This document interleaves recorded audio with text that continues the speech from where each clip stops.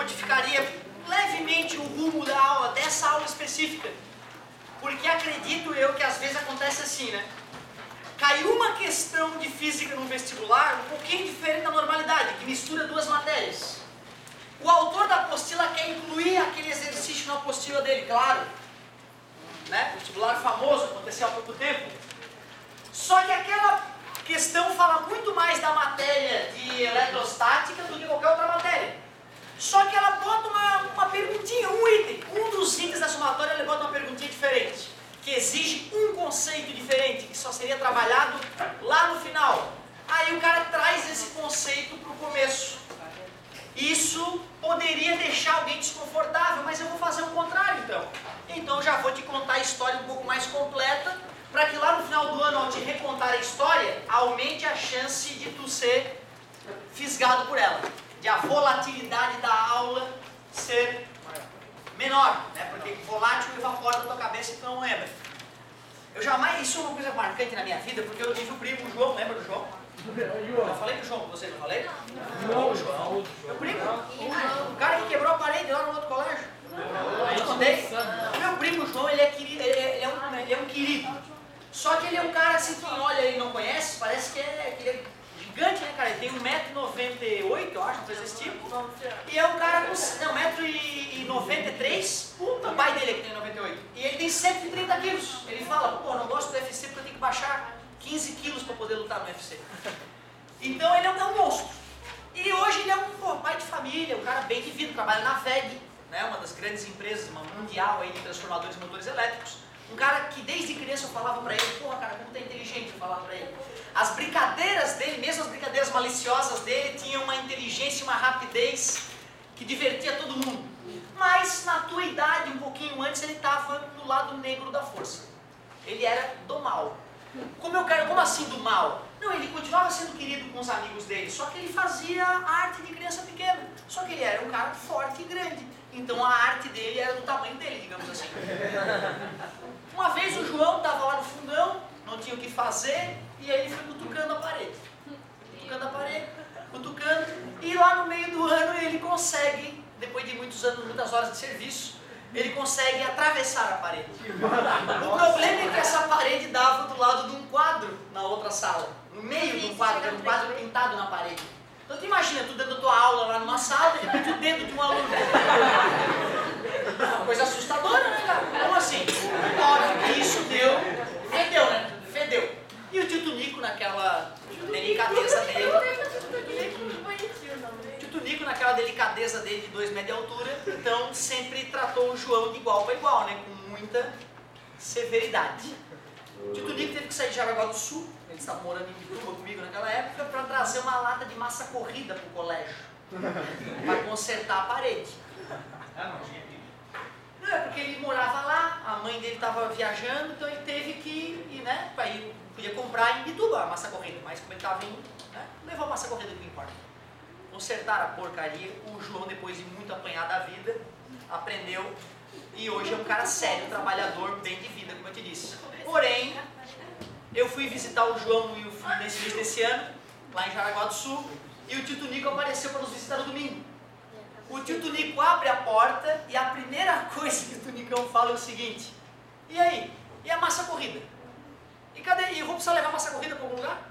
Tu vê, cara, o filho dele se consertou, mas 15 anos depois, o pai dele entra na casa dele e a primeira palavra que ele fala é na porra da massa corrida que ele teve que levar, só para esquisinhar e pegar no pé, entendeu? Eles se adoram, eles estão super bem. Pra tu ver as cagadas que tu faz, a mácula fica. Mesmo que depois tu seja o melhor dos melhores, a cagada que tu fez nunca vai se apagar. Isso é importante, né, cara?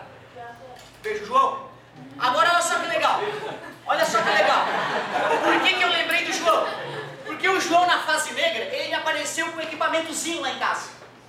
Um cilindrinho preto assim, ó, com 2 fiozinhos saindo dali. O filho da mãe ia na tomada, carregava aquela porcaria e descarregava em nós, que eram menores. Ele chegava lá e falava, não, cara, o que é isso, cara? É um capacitor, dizia ele. Ou seja, ele carregava com 220 volts aquela porcaria e saía correndo, só que ele era um pouco mais rápido, né, que ele era muito grande, mas volta e meia ele conseguia, plá! Então eu tive o meu primeiro contato com os capacitores um pouco triste. Mas eu já, desde novinho, sabia que capacitor armazenava energia do tipo elétrica. Hoje eu queria te mostrar como é que é o funcionamento de um capacitor. Você não vai achar como assim? Não, ainda não. Ainda não, de repente numa próxima aula, né, a gente pode trazer um capacitorzinho light, só para tu sentir o drama, né? Olha só, olha como é que é fácil entender um capacitor. O capacitor mais comum, ele é feito de placas planas e paralelas. Embora o símbolo do capacitor seja assim, na verdade, se eu fosse desenhar ele em 3D, seria algo do tipo assim, ó. Cara, esse bochicho está me deixando puto da cara. Cala a tua boca antes que eu exploda. Cala a tua boca. Isso. Agora melhor. Ó, é assim a visualização 3D dele, ó. Quando a gente olha bem de ladinho, como as placas estão aqui, tá beleza? Não dá pra ver esse 3D. Esse é o símbolo internacional de capacitores. Cuidado aí se fosse um grandão e um pequeno. Um é positivo, o outro é uma fonte de tensão, é uma DDP. Poderia ser a representação da nossa tomada, por exemplo, né? 220 volts, tranquilo? E isso com as placas do mesmo tamanho é capacitor. Tu vê que elas estão encostadas, essas placas? Pelo contrário, eu boto ali dentro, entre elas, um isolante. Eu boto um isolante entre elas que é chamado de dieletro ou dielétrico. Dieletro ou dielétrico também. Dá um exemplo, professor. O mais comum é ar. O cara bota ar ali que é barato, de graça. Certo? Mas pode ser porcelana, pode ser borracha. Mas um condutor não serve. Por que eu não quero que seja condutor? Porque quando eu for pegar esse capacitor e ligar numa fonte de energia de tensão, uma DDP, a placa conectada ao polo positivo ficará positivamente, a placa conectada ao polo negativo ficará, e os opostos? Quer dizer que quando eu desconectar a bateria do capacitor, já que os opostos se atraem, aquelas cargas vão ficar presas ali, né? Pronto, agora é só descarregar em alguém. Tu viu como é simples a ideia? Duas placas, dá pra fazer em casa, professor. Ridículo, a galera faz com garrafa Coca-Cola, PET, né? E papel alumínio dá pra fazer em casa. Tem vários vídeos na internet legais, tomem cuidado, pode ser perigoso. Então, ó, pegou duas placas condutoras, carregou uma positivamente e a outra está próxima negativamente, os opostos. Por que mesmo que essas cargas não vão se anular?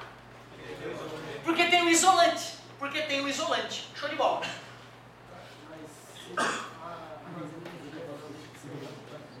Legal! Essa é uma comparação que o vestibular faz direto. Sim, se armazena energia, para que bateria? É que é diferente a bateria pelo seguinte, ó. A bateria armazena energia, mas quando tu vai usar a bateria, ela não despeja numa paulada só. Ela despeja aos pouquinhos, né? No caso do teu celular pode demorar horas para acabar a bateria. Capacitor é uma paulada. Tu vai descarregar ele e já dá plá. Se não tiver uma bela resistência segurando aqui essa energia, às vezes 10 na menos 6 segundos. Descarrega. Descarga de óleos é 10 na menos 1. Então imagina, 10 na menos 6 segundos. É muito rápido. Essa é a diferença básica então entre as baterias e os capacitores. Embora eles tenham a mesma função, armazenar energia elétrica, as baterias descarregam lentamente, comparado com os capacitores, e os capacitores quase instantaneamente. Só na faculdade a gente calcula o tempo de descarga de um capacitor e o tempo de carga. Ou em Olimpíada de Física. Uma vez um aluno me apareceu com uma questão de Olimpíada de Física, pedia lá o tempo de carga de um capacitor. Só que ele dava todas as formas, né? Não precisava deduzir nada. Tu usa direto isso aqui, cara. Teu celular é entupido de capacitor.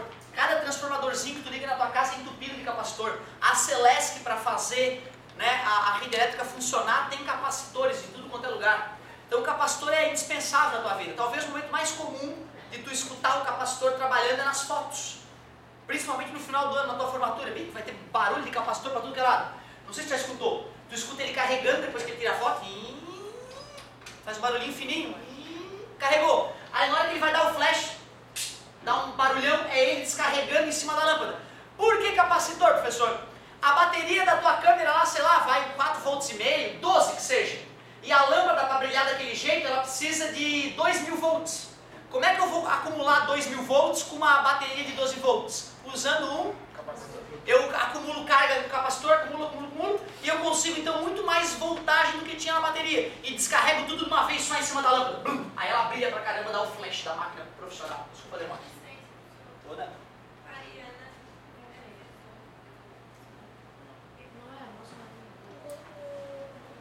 Quando eu carreguei meu capacitor, uma certa quantidade de carga ficou nele, tudo bem para vocês? Se elétrons foram para lá, né? Uma certa quantidade de carga. Eu usei uma certa voltagem para carregá-lo, concordam comigo? Capacitância, que é a grandeza nova de hoje para vocês, nada mais é que a razão entre a quantidade de carga que eu consegui armazenar no capacitor sobre a voltagem que eu apliquei nele. Esta é a fórmula nova de hoje, ó. Capacitância. Capacitância ou capacidade também pode ser. Por que o nome é esse, capacidade? Porque mede a capacidade de armazenar uma certa quantidade de carga, que é a energia elétrica, para uma certa voltagem. Como é que se calcula? Qual é a unidade de carga mesmo? Coulomb. E qual é a unidade de tensão? Volts. 1 coulomb por volt, a partir de hoje, para homenagear um grande gênio, nós chamaremos de farad. Em homenagem ao Faraday. Então, farad. Ô professor, Oi. isso é um condutor isolado? Agora eu não sei, porque essa fórmula está aqui como condutor isolado. Corpo isolado. Condutor isolado. Corpo. Capacitância de um condutor isolado. Pois é, tu vê o erro, né? Ele acha que só condutores podem ter capacitância. Corpos isolantes podem ter capacitância. Certo? Isso ele deveria ter colocado um corpo isolado, porque corpo isolante, eu posso carregar um corpo isolante e calcular a capacitância dele, sem problema nenhum. Certo? Olha que interessante, por quê? Ó? Como eu te falei, o cara só está adiantando um conceito para resolver uma questão da apostila que eu vou te mostrar qual é. O ideal seria, de repente, ele primeiro contar para o aluno que é um capacitor, para poder fazer sentido a definição de capacitância. Aí eu explico também o seguinte, ó, se eu fosse fazer um gráfico da carga armazenada em função da voltagem que eu aplico no capacitor, se eu aplico uma voltagem zero, a carga que eu armazeno é zero. Se eu aplico 10 volts, eu vou armazenar uma certa carga. Se eu dobro a voltagem, a carga armazenada dobra, por isso o gráfico é uma retinha, Eu aí também aproveito para mostrar para o aluno que se eu calculo a área desse gráfico, eu vou estar obtendo a energia armazenada no capacitor. Vamos ver, isso aqui seria uma certa voltagem, isso aqui seria uma certa carga. Como é que se calcula a área achurada e essa área rabiscada? Base vezes a altura. Eu falei que a área desse gráfico é a energia elétrica armazenada no capacitor. Tanto faz a ordem das letrinhas ali, né? E vezes V ou V vezes Q. Mas eu ainda posso isolar numa e criar mais 2 filhotinhos do amor entre essas duas fórmulas. Que bonito, né? Agora olha que interessante. Se alguém vier com uma bateria, eu estou com um pé isolado em relação ao chão. Se alguém vier com uma bateria conectar em mim, será que eu não posso acumular carga elétrica? Posso. Aí eu virei um capacitor, porque tem carga presa em mim. Quando eu encosto em alguém que está em contato com o chão, posso dar um choquezinho nela. Isso pode parecer piada, mas eu acho que já te contei alguns casos disso, né? Certo? A filha da minha namorada no shopping, com a malita calça de nylon, dando choque em todo mundo, era demandante. Tinha que mandar a guria ficar com a mão no corrimão metálico para ir descarregando, porque senão tu te distraía e encostava nela, plá. Dava choque, não era pegadinha, era o nylon esfregando. A minha irmã com o namorado no banheiro, te contei, né? Foi dar beijinho, choque. Claro, um tava no chão, o outro tava na toalhinha isolante e se secando, ele falou que tava, não sei, né? O atrito, sabe como é que é, né? Tava se secando, e aí, pá! Aí ela me perguntou, tomei um choque, fui beijar o namorado. Aí eu perguntei qual foi a situação. Falaram que tava secando, aí eu pensei, atrito, irritação por atrito. Certo? Isso pode acontecer, sem problema nenhum. Peraí, uma pessoa pode ser um capacitor? Pode. E na verdade qualquer corpo pode ser um capacitor. Basta que eu jogue carga nele e ele fique com essa carga presa lá. Tem energia elétrica armazenada nele. Ou seja, apesar disso ter nascido para capacitores, serve para pessoas, para bosta de vaca, para o que tu quiser.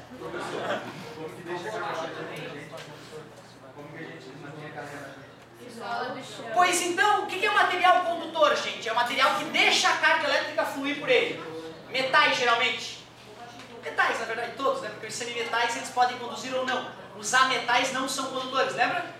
Quer dizer que se eu tenho um condutor entre eu e a Terra, por exemplo, que é a voltagem zero por definição, então a carga vai fluir para a Terra de volta.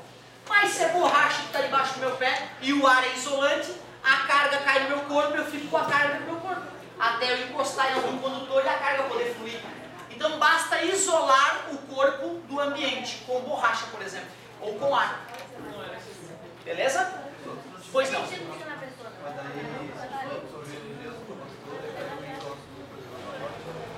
Olha, quando tu está carregado, ao descarregar de uma pessoa, vai fluir carga elétrica pelo teu corpo. Tu pode sentir essa carga fluindo, sem problema nenhum. Então, quando eu estou carregado, a filha da minha namorada, ela também tomava um choque quando encostava em mim. Entendeu? Os dois tomavam um choque. A pessoa que, né, aplicou a descarga também. Tá beleza? Então é isso aí, vai acabar sentindo também. Ô pessoal, eu ainda poderia continuar a falar mais detalhes dos capacitores, mas eu acho que esse primeiro nosso contato já é o suficiente. Tu já aprendeu que o capacitor serve para armazenar energia elétrica. Obrigado. Armazenar energia elétrica. Ah, então é uma bateria. Não, qual é a diferença? Capacitores, a descarga é quase instantânea, a bateria, a descarga é muito lenta comparada com a do capacitor. Não sei se tu sabe, mas a moto mais rápida do mundo até alguns anos atrás era uma moto elétrica alimentada por capacitores. Ela fazia de 0 a 100 em 0,8 segundos, se não me engano. Menos de um segundo, ou seja, tu aperta o botão para disparar os capacitores em cima dos motores elétricos e amarra o doente que está na moto, senão ele fica e a moto vai. Certo? Beleza? Mais ou menos isso, né? Ó, 0 a 100 em 3 segundos, quer ver que loucura? Tem motinho aí que faz 0 a 100 em 3 segundos. Essa dá para comprar. Não é que nem essa que era protótipo. Essa elétrica que eu falei era protótipo, ela era um monstro, não era uma moto normal que dá para ser dirigida na rua. Outra, ela só anda alguns segundos, depois ela desliga porque acaba a energia do capacitor. Bom, 3 segundos, vamos pegar uma de 3 segundos? 0 a 108. 0 a 108, 108 km por hora. Converte para metros por segundo, por favor. Pode. Ó, não é normal, não é normal. Já tem que ter decorado que 10 metros por segundo é 36 km por hora, que 20 metros por segundo é 72 km por hora e que 30 metros por segundo é 108 km por hora. Tu não lembrar disso quer dizer que tu não fez esse exercício no primeiro ano e não fez esse exercício nesse ano. É muito grave. Tu não tinha que converter e dividir por 3,6, tinha que ter decorado de tanto fazer exercício. 108, 30. 30 metros por segundo em 3 segundos, divide. Qual é a aceleração? 10 metros por segundo ao quadrado, é a aceleração da gravidade, bicho. Quer dizer que a força que tu vai ter que fazer no guidão para te manter nessa moto é a mesma força que tu faz quando tu te pendura numa barra. É, bicho, é doido. Então fazer a arrancada de 0 a 100 com moto foda, tu tem que fazer uma puta força no guidão para não ficar. Porque senão a coisa vai e tu fica. Pra ter uma noção, meu pai comprou um jet skizinho que tem 130 HP. E não é o mais forte. Tu aperta aquela porcaria, aquela merda sai quicando da água e teus pezinhos ficam para trás, sabe? E faz 0 a 100 em 6 segundos, ou seja, a metade da aceleração. Já é uma paulada no peito. Tu imagina uma moto dessa, beleza? Isso graças aos capacitores. De 0 a 100 em quanto? 0,8 segundos, é assustador. O cara tem que fazer uma força maior que o peso dele no guidão para não sair da moto. Então é mais fácil para quem mais magro? O cara essa moto para quem mais gordo? Depende, se o mais gordo for mais forte, tá entendendo? Se o mais gordo faz barra, ele faz mais força na hora de fazer barra do que o mais magro, certo? Via de regra, o mais magrinho vai ter mais facilidade, tá? Realmente, pega o Jô Soares, ele odeia moto, certo? Porque toda vez que ele subiu numa moto ele caiu. Juro, ele comprou aquelas motaços, né? Comprou, foi subir, foi andar, pum, caiu, quebrou um braço. Aí consertou o braço, aí ficou com o ombro podre. Aí, não, agora tô bom. Foi andar pela segunda vez, caiu pro outro lado, quebrou outro braço.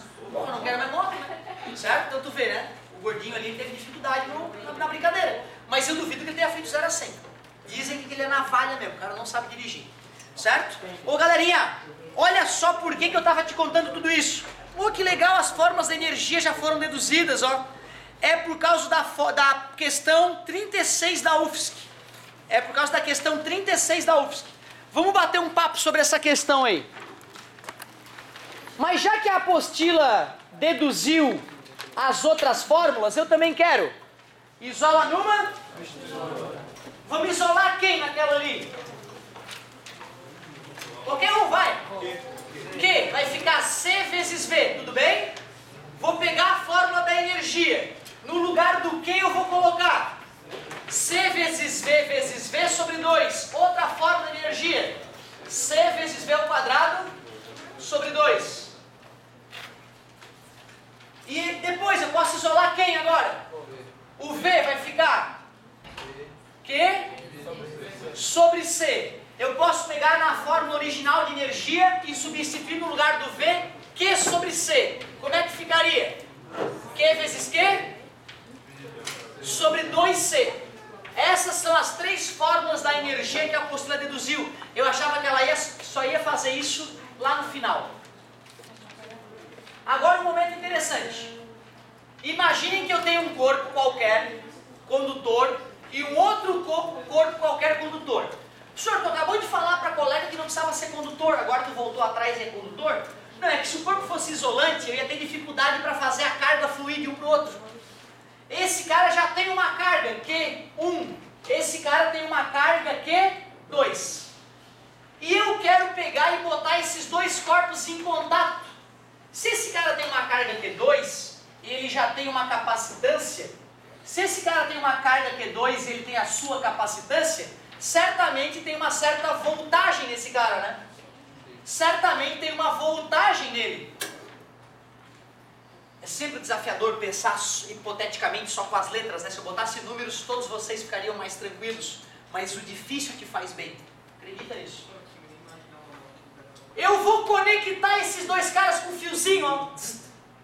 Quando eu conectar, certamente o cara que tiver uma voltagem maior vai empurrar a carga para o cara que tem uma voltagem menor. Ou seja, ou um ou o dois vai receber elétrons do outro. E vai chegar uma hora que eles vão atingir o equilíbrio. Quando atingir o equilíbrio, quando a voltagem não estiver mais diferente nos dois, os dois vão ter a mesma voltagem, que eu vou chamar de voltagem de equilíbrio. Eu preciso aprender a calcular essa voltagem de equilíbrio. Isso é comum de ele perguntar. Sabendo que a carga do corpo 1 é tal e a capacitância dele é tal, sabendo que a carga do corpo 2 é tal e a capacitância é tal, colocando os dois em contato, qual é a voltagem final? Qual é a carga no 1 depois do contato? Qual é a carga no 2 depois do contato? Porque depois que eu encostei neles, a carga já não vai ser mais a mesma, concorda comigo? Q1 linha, Q2 linha. Tudo bem? E tu acha que a capacitância vai ter mudado? Por incrível que pareça, a capacitância de um corpo depende da sua geometria. Ou seja, o corpo 1 vai ter sua capacitância mantida antes do contato e depois do contato. Aqui continua sendo C1, não é C1 linha, não é novo. Qual é a capacitância desse cara? Antes e depois. Tudo bem para vocês? Futuramente nós veremos que tem capacitores com capacitância variável, mas é outro equipamento, certo? Tem que mexer na geometria dele para se alterar. Bom, carga elétrica se conserva, será? Que nem massa? Energia, carga elétrica não representa energia, eventualmente? Existe o princípio da conservação da energia?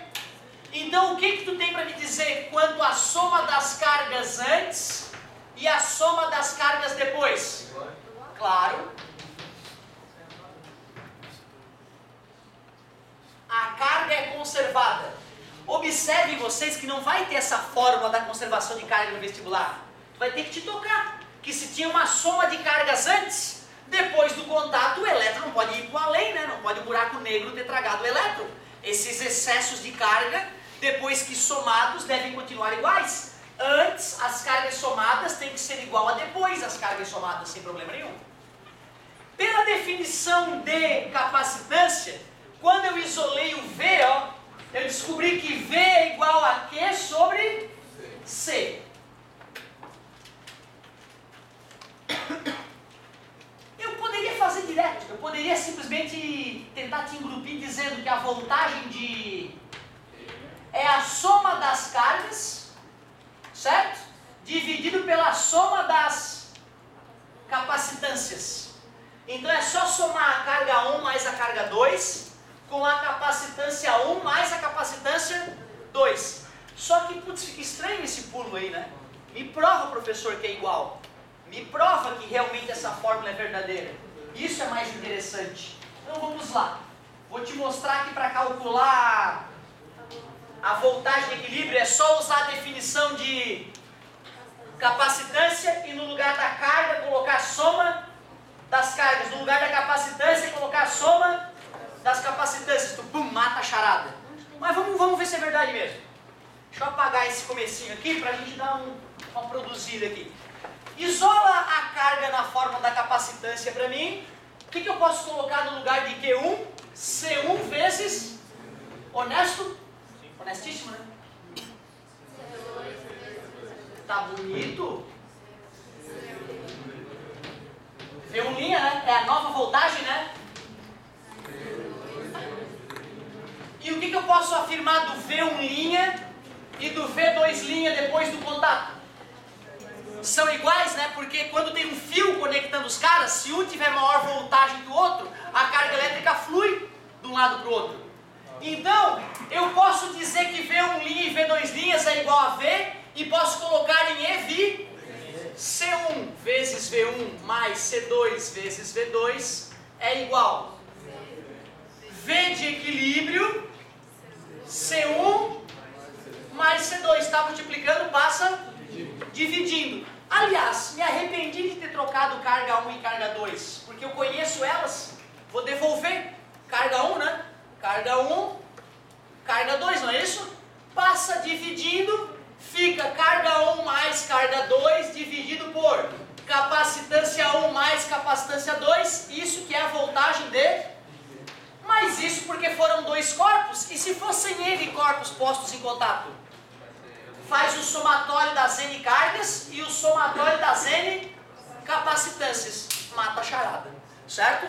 Então tu vê, cara, o cara só trouxe capacitores agora para o começo do ano porque tinha essa maldita questão da UFSC para resolver. Se ela não tivesse aparecido agora, certamente a gente só aprenderia capacitores como a maioria dos colégios lá no final do ano. Eu acho que no final das contas é até uma vantagem. Imagina, tu ia aprender capacitor 2 meses depois daquele vestibular. Certo? Agora, no começo do ano, tu aprender capacitor, nós vamos fazer uns exercíciozinhos, vamos se acostumando. Lá no final do ano, vamos revisar tudo e vamos além. Certo? Vamos somar vários capacitores, vai ter associação mista, associação em paralelo, em série de capacitor, vai ficar bem divertido. Certo? Deixa eu ver. Dá uma lida para mim ali, ó, na questão 24 e 25, antes da 36. A 36 eu queria que tu tentasse antes de eu resolver, cara. Porque senão tu olha e tu acha assim, é fácil. Mas até eu já me atrapalhei ao resolver aquela questão. Vale a pena, por mais fácil que ela seja, vale a pena tu tentar, ler com carinho. Mas lê agora as duas primeiras ali, vamos ver se a gente resolve a título de exemplo. As duas primeiras.